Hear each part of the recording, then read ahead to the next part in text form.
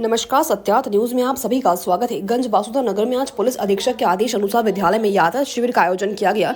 रतनबाई उच्चतर माध्यमिक विद्यालय, भारत माता कॉन्वेंट सीनियर सेकेंडरी स्कूल एवं राजेंद्र नगर स्थित CM राइस विद्यालय में यातायात शिविर को लेकर थाना प्रभारी हरि किशन लोहिया व यातायात उप निरीक्षक देव की नंदन गुरु द्वारा बच्चों को समझाया गया, बिना लाइसेंस की गाड़ियां ना चलाएं, गाड़ियों की रफ्तार तेज नहीं होना चाहिए जिससे कि दुर्घटना के समय चोट ना लगे।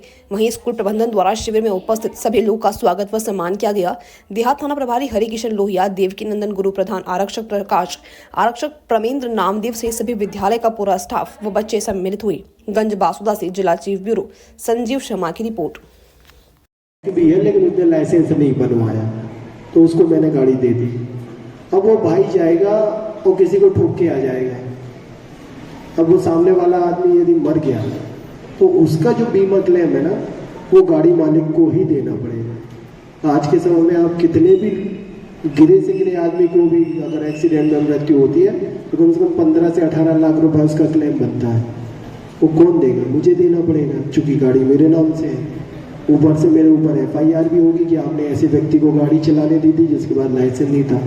ये मैं इसलिए समझा रहा हूँ कि आप लोग टू व्हीलर चलाते हैं, आप लोग जो भी टू व्हीलर चलाते हैं ये सभी आपके माता पिता के नाम से उठी हुई गाड़ियाँ हैं।